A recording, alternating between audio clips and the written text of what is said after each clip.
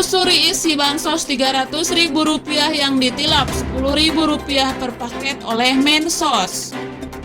Pada tanggal 4 Desember 2020, tim KPK menerima informasi dari masyarakat akan adanya dugaan terjadinya penerimaan sejumlah uang oleh penyelenggara negara yang diberikan oleh AIM dan HS kepada MJS, AW, dan JPB.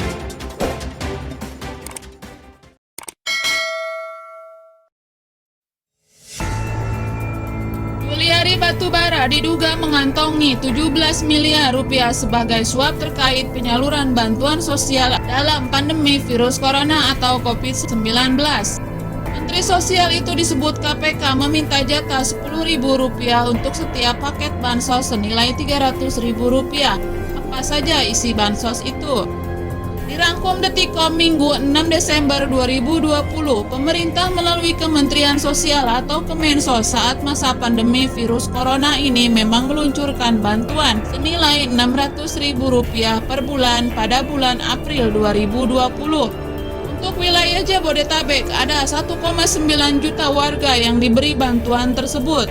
Bantuan ini berisi sembako. Bantuan sembako ini disalurkan setiap 2 minggu sekali sejak April 2020 dengan masing-masing penyaluran senilai Rp300.000. Sekretaris Dirjen Penanganan Fakir Miskin Kemensos Nurul Parijati saat itu menjelaskan bantuan tersebut berupa kebutuhan pokok seperti beras, susu, hingga sabun mandi. Bantuan tersebut diterima 2 kali dalam 1 bulan.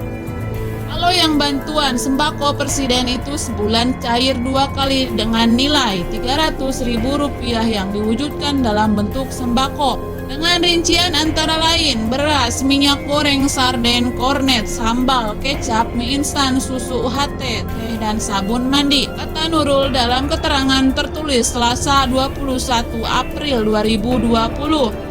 Tak hanya menyalurkan bantuan sembako senilai Rp300.000, Kemensos saat itu menambah jumlah penerima bantuan sembako lainnya. Total ada 4,8 juta penerima bantuan lewat perluasan program BPNT. Penambahan 4,8 juta keluarga penerima manfaat ini merupakan perluasan program sembako yang dulu dikenal dengan nama Bantuan Pangan Non-Tunai atau BPNT, kata Mensos Juliari Batubara saat menyerahkan Kartu Keluarga Sejahtera atau KKS di Tangsel Selasa 24 April. KPK pernah ancam hukum mati koruptor bansos corona. Bagaimana nasib Mensos? Ingatkan terus kepada kementerian lembaga, korupsi yang dilakukan di saat pandemik atau bencana itu hukumannya hukum pidana mati, Mbak Desi. Mudah-mudahan ini bisa mengingatkan kepada kawan-kawan semua.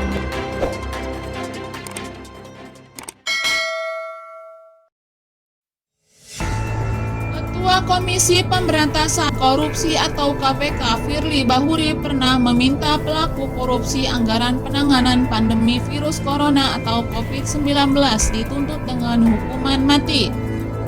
Hal ini disampaikan Firly pada Juli lalu. Ia mengklaim telah mengingatkan bahwa tindak pidana korupsi di masa bencana atau pandemi dapat diancam dengan hukuman mati. Lembaga anti rasuah sendiri diketahui baru saja mengungkap korupsi program bansos corona yang turut melibatkan Menteri Sosial Juliari P. Batubara.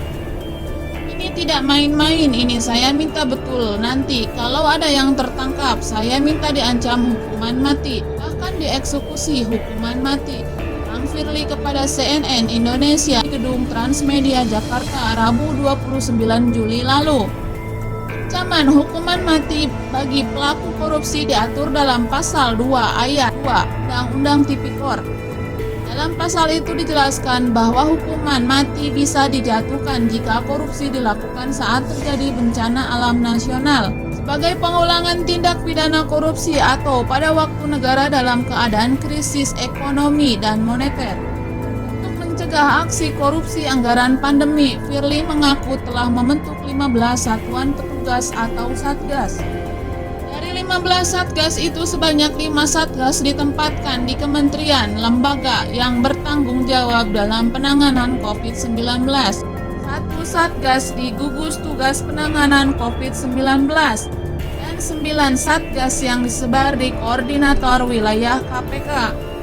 Tugasnya adalah melakukan kajian, memberikan rekomendasi kepada kementerian lembaga supaya perbaikan sistem penganggaran, perbaikan program, sehingga nanti seluruh anggaran bisa dipertanggungjawabkan secara akuntabel dan transparan.